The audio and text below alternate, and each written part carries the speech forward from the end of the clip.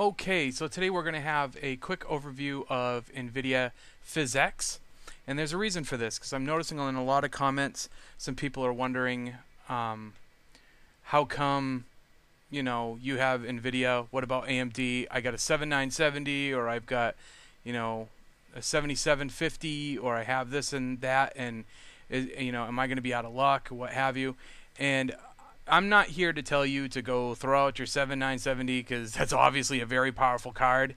But again, what I wanted to do was bring up my viewpoint of actual features and why that's important. So we're going to start with Batman Arkham Asylum, the benchmarking without PhysX.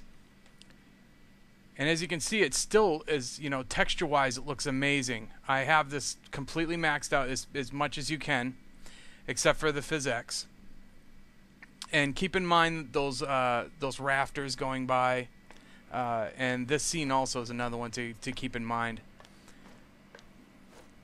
And the biggest point is that power isn't everything. Features do matter. This is another scene. Obviously, the whole thing is a big scene for having PhysX or not. But here is something that is very, very interesting when you see it with PhysX on. So just notice right about there. So again, PhysX can be done through software emulation. So some people say, well, I got PhysX, I installed PhysX. That's true. It can be done through emulation through your CPU.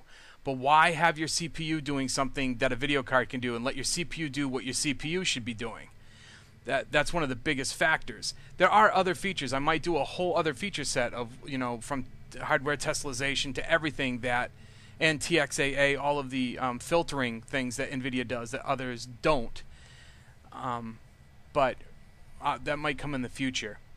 But this is the end of this benchmark without PhysX. Now let's take a look at how things matter. See the banner? That wasn't there before.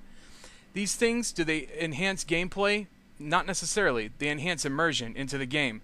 This is all particle effect smoke that's actually interactive. See how I said watch the rafters? They add these nuances to things in order to create more immersion.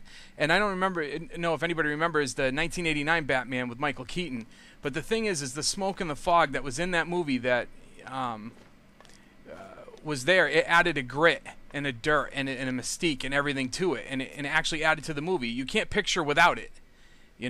So that's one of the reasons why I like the fog and using that with PhysX. And here's another example too.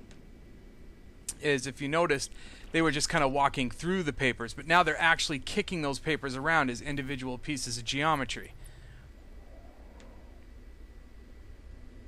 And coming through here, it's a lot of the same of that. But there are other games that actually use PhysX even in a greater way, but I thought this was a kind of a dramatic side-by-side, easy benchmark just to go through and talk to you about why I chose it.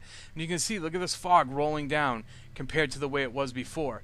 And all of this is interactive, as you saw with the guard earlier on in the benchmark. You can walk through it and it parts it, and it actually acts as real fog as if you were moving through it.